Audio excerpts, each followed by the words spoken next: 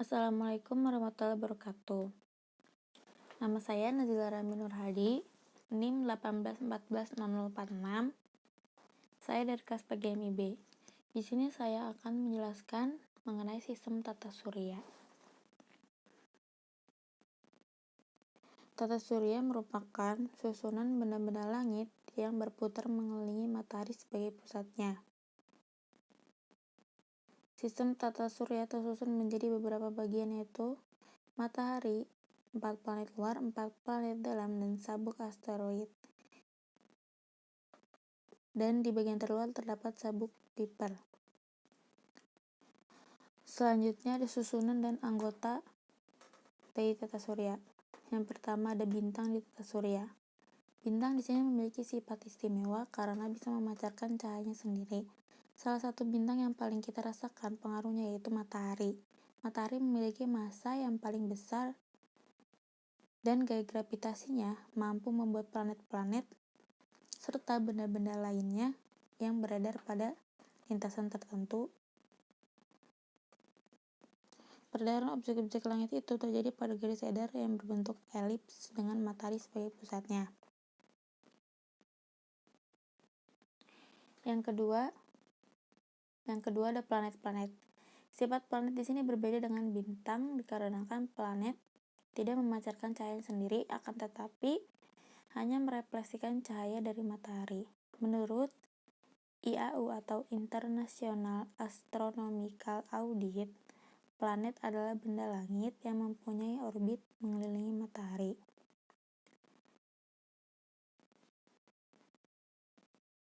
Pengelompokan dari planet-planet. Yang pertama, pengelompokan berdasarkan posisi planet yang dilihat dari orbit bumi. Yang kedua, pengelompokan berdasarkan material penyusunannya. Yang ketiga, pengelompokan berdasarkan letaknya yang dilihat dari orbit asteroid. Selanjutnya, yang ketiga ada satelit tata surya. Satelit di sini merupakan anggota tata surya yang selalu mengitari planet. Semua satelit akan bergerak mengelilingi matahari seperti planet-planet lainnya.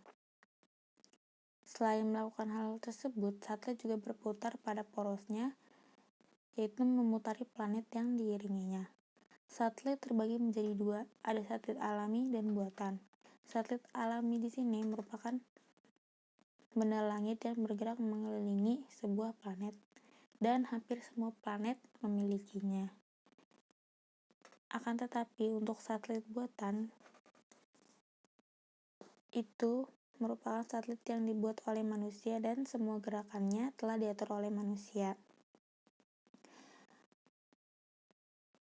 Tujuan dari satelit buatan ini yaitu untuk penelitian dan untuk mengamati objek-objek langit yang ada di ruang angkasa.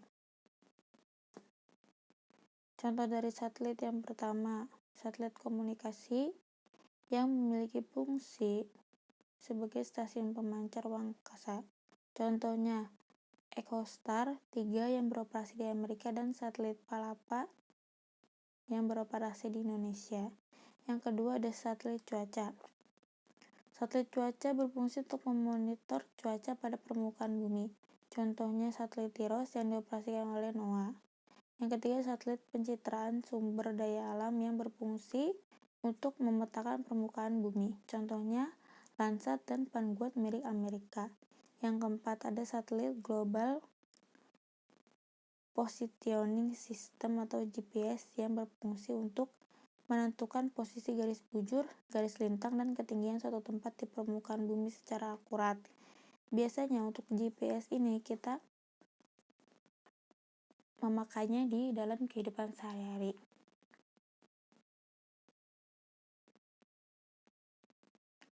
Contohnya, jika kita ingin pergi ke suatu tempat dan kita belum pernah mengetahui jalan dari tempat tersebut, kita dapat menggunakan GPS sehingga kita tidak akan tersesat. Yang kelima, ada satelit penelitian yang diluncurkan dan berada pada orbit yang sesuai dengan objek penelitiannya. Contohnya satelit SOHO yang diluncurkan untuk meneliti matahari.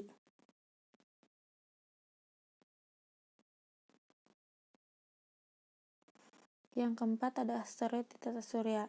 Asteroid merupakan benda astronomi yang berbentuk pecahan kecil dan beredar pada lintasan yang terletak pada orbit Mars dan Jupiter. Proses terbentuknya terjadi secara bersamaan dengan proses terbentuknya planet yang sesuai dengan susunannya. Dapat kita lihat gambar di sebelah kanan PPT. Itu merupakan asteroid. Yang kelima ada komet atau bintang berekor. Komet merupakan benda langit yang berukuran kecil. Material penyusunannya ada partikel-partikel bebatuan, kristal, es, dan gas. Komet sering terlihat sebagai sebuah bentuk benda langit yang bercahaya dan berbentuk memanjang menyerupai ekor. Oleh karena tersebut, orang-orang sering menyebutnya sebagai bintang berekor. Yang keenam, ada meteor atau meteorit. Meteor adalah benda langit yang bergerak cepat dan memiliki lintasan yang tidak teratur. Jika Anda pernah mendengar istilah bintang jatuh, itu merupakan sebuah meteor yang bisa dilihat oleh manusia. Peristiwa sebenarnya yang terjadi saat seseorang melihat bintang jatuh adalah meteor yang bergerak bebas di tata surya tertarik oleh gaya gravitasi bumi. Di slide ini, kita dapat melihat planet-planet yang mengitari matahari dan berada pada porosnya. Planet-planet di sini memiliki periode revolusi dan periode rotasi yang dapat kita lihat di gambar sebelah kiri. Selanjutnya, kita akan membahas mengenai planet-planet. Yang pertama ada planet Merkurius. Planet ini paling dekat dengan matahari. Atmosfernya sangat tipis sehingga pada siang hari suhunya mencapai 430 derajat Celcius, yang artinya sangat panas. Permukaan planet ini tidaklah rata, tetapi berlubang-lubang. Ukurannya jauh lebih kecil daripada bumi dan merupakan planet terkecil di tata surya. Planet ini bisa Anda lihat di langit pada saat matahari akan terbit dan akan terbenam. Yang kedua ada planet Venus. Ukurannya hampir mirip dengan ukuran planet bumi, sehingga sering disebut sebagai kembaran bumi.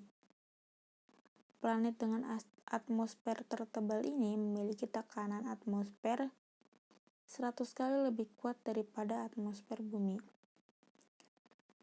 Planet Venus terlihat sangat terang, sehingga dapat dilihat kira-kira selama 4 jam sebelum matahari terbit. Sehingga planet ini disebut atau dijuluki sebagai bintang fajar. Venus biasanya juga dikenal sebagai bintang senja karena terlihat bersinar terang di barat saat matahari akan terbenam. Namun, Venus bukanlah bintang karena tidak mampu menghasilkan cahayanya sendiri. Yang ketiga adalah planet Bumi. Bumi memiliki atmosfer yang terdiri dari nitrogen, oksigen, karbon dioksida, dan uap air. Atmosfer ini melindungi kita dari sinar ultraviolet yang berbahaya bagi kehidupan kita. Atmosfer juga melindungi bumi dari radiasi yang berasal dari benda-benda langit yang berdekatan dengan bumi. Selain itu, atmosfer juga menjaga suhu bumi agar tetap sesuai dengan kebutuhan makhluk hidup di dalamnya.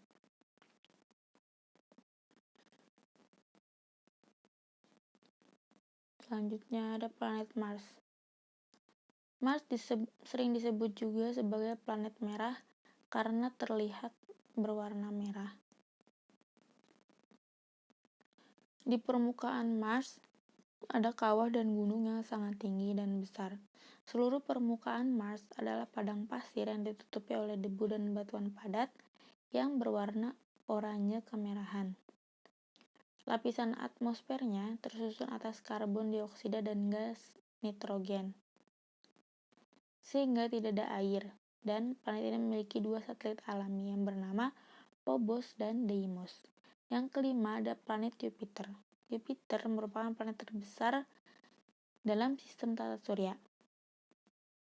Ukurannya 11 kali lebih besar daripada Bumi, sehingga disebut juga planet raksasa.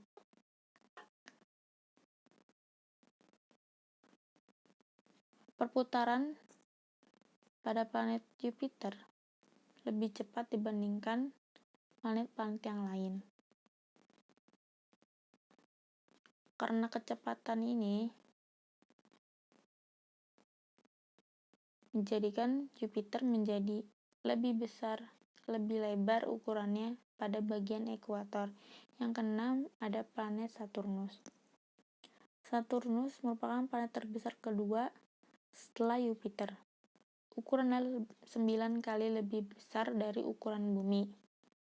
Atmosfer yang terdapat di Saturnus juga sangat tebal, yang terdiri dari gas hidrogen, helium, dan sejumlah kecil gas metana dan amonia. Saturnus adalah planet yang sangat indah karena mempunyai 3 cincin di bagian atmosfernya. Yang ketujuh ada planet Uranus. Planet ini ditemukan oleh seorang astronom Inggris bernama Sir William Herschel pada tahun 1781. Uranus diselimuti oleh awan tebal yang menyebabkan permukaannya susah untuk diamati dari Bumi. Planet dengan cincin tipis ini terlihat berwarna hijau kebiruan. Atmosfernya terdiri dari hidrogen, helium, dan metana. Yang terakhir ada planet Neptunus. Planet ini pertama kali ditemukan oleh astronom Jerman yang bernama Louis J. G. pada tahun 1846. Planet yang berada pada urutan ke-8 ini memiliki cincin yang terbuat dari debu. Neptunus juga memiliki bintik hitam seperti matahari. Pada bagian bintik tersebut, diyakini terjadi badai besar.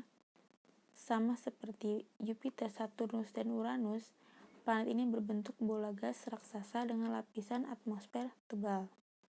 Atmosfernya terdiri atas hidrogen, gas hidrogen, dan gas helium. Neptunus memiliki 4 cincin dan 11 satelit alami. Triton merupakan satelit terbesar yang dimiliki oleh Neptunus. Terima kasih atas perhatiannya. Sekian dari saya. Wassalamualaikum warahmatullahi wabarakatuh.